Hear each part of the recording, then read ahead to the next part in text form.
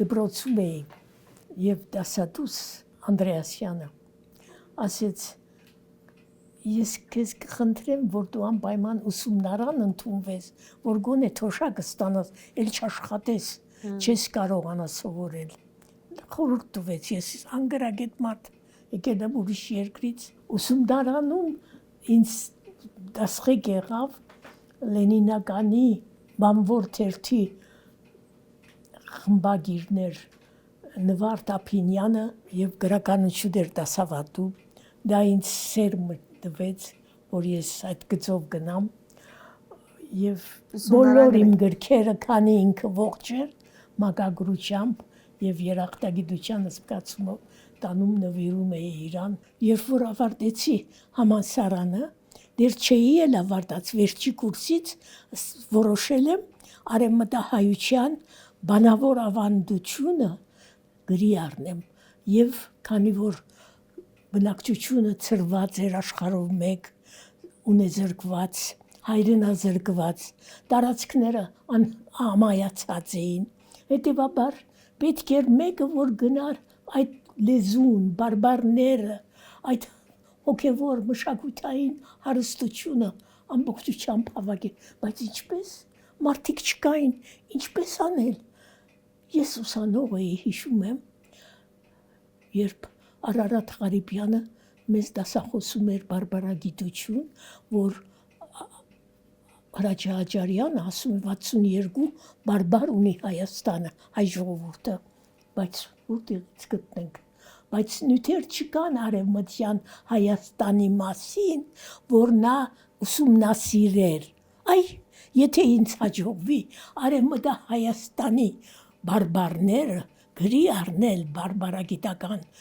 սկզբունքներով եւ հրատարակել շրջանառությամբ, բայց ինչպես ում դիմեմ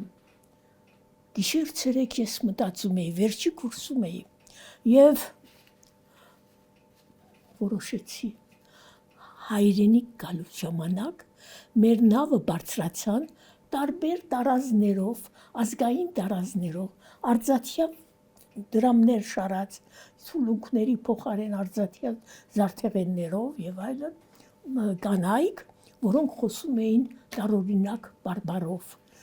հայրս որ իմ ձեռքից բռնած զբոսնում էինք նավի մեջ պատմեց որ աղջիկս սրանք դերձորի անապատներից խույս տված մարդիկ են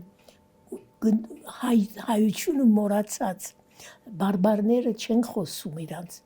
իրանք արաբախոս դարձած դավանանքը փոխված նույնիսկ բայց իրենց զավակներին տանում են Հայաստան որբեսի գոնե նրանք հայ մնան սա մտել էր այ եթե նա ինձ հաջողվի դա մի մաներ բահեր որ մեր նավը բարձրացել էին Լաթաքիայից բայց չէ որ այդքան հայրենադարձություն եղավ 20 թվականից պոլիսից եկան Հունաստանից Ֆրանսիայից եւ այլն այ եթե ես կարողանամ գտնել այդպիսիներին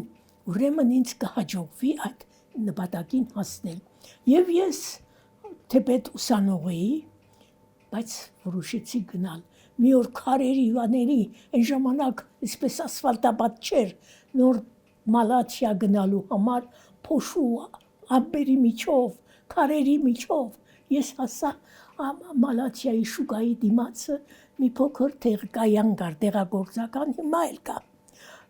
մտա տեսա հայրենադարձ է պարոն Մորիսեին ասում անունն էլ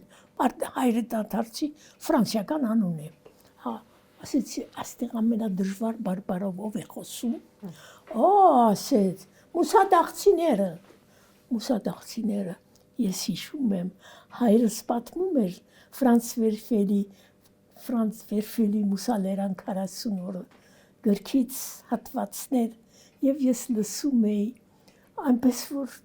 ուր գնամ դες դրանց գտնեմ կանալի մոտով կգնաս երրորդ տունը այնտեղ կույր Հովաննեսը կա անիկա քեզի կպատմե իրենց բարբարով գնացի դուր խփում եմ բայց բացեցին այսքան ինձ տեսան թուղթ մատից ձերքս վախեցան կարծեցին ես աշկեն ովի շպիոնի շպիոն է չակ ուզի ինչ է ուզում սկսեցի բացատրել ես թավշիրդ միջը բռնո նկարդ միջը անոնը պիտի բրգրիմ միջը պիտի գրեմ անոնդ ուզում եմ ասեցի գնաց խոսեցին ներսում որոշեցին որ անվնաս է մանավանդ որ ասեցի իսիլ եմ հայրենադարձ ես բանից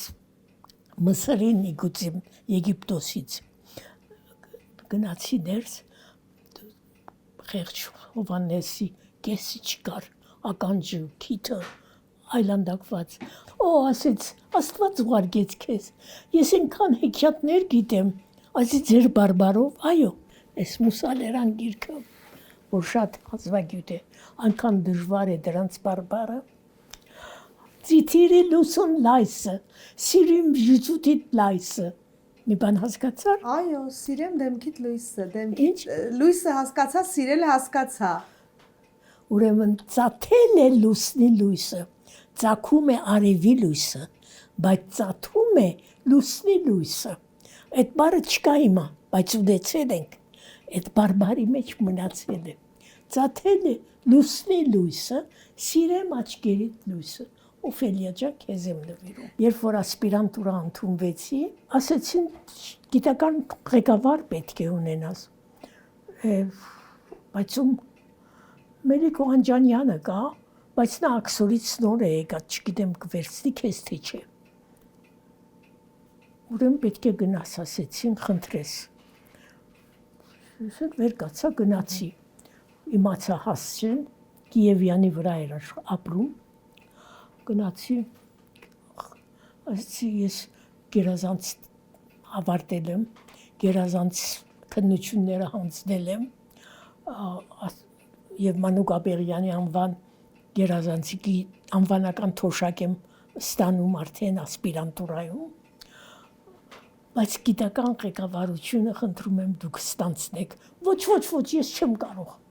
ես զբաղված եմ ես աքսորից նոր եմ եկել նայի ճակատիս այսպես իմ աշակերտը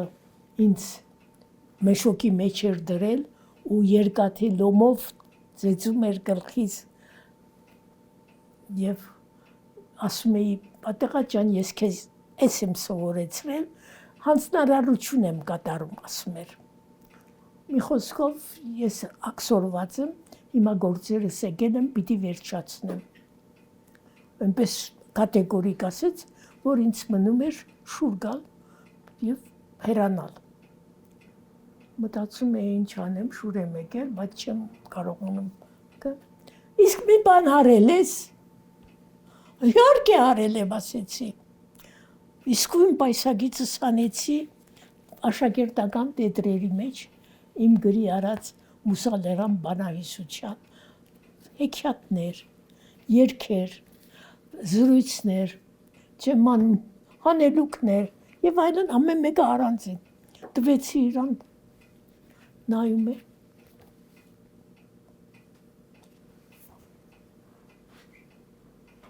Գլուխը կապիտալիս հավանում է։ Իսկ ով է քեզ խորհուրդ տվել, որ դու այսպիսի ումլավտավոր տարերով գրի առնես։ Ասեցի, պրոֆեսոր, Մուսալերան բանահյուսությունը 3 ճյուղեր ունի եւ շատ բաներ ունի, տրիֆտոնքներ եւ դիֆտոնքներ, այսինքն եւ հələ կապուսիեն 3 քոր այնպես որ ասեցի ես հիմք եմ ընդունել Մանուկ Աբեղյանի հետ ձեր սասնաձրերի մեծ հատորները որտեղ դուք այս ումլավտավոր տարերով եք աշխատել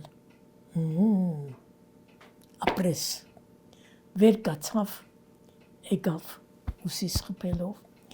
ասեց ես որոշել էի Պարուշ Սևագից հետո էլ ոչ մեկին չընդունեմ ապարուրը վերջինն է։ Բայց դու վերջինն ես։ Եվ այդպես ընդունեց ինձ։ Ես էլ 125-ամյակներ վերջիրս 2-3 տարի առաջ, թե 5 տարի չեմ հիշում։ Ասեցի ինչ անեմ, որ մնայուն լինի։ Քաղցով էդ դիմեցի, չգիտեմ ինչ։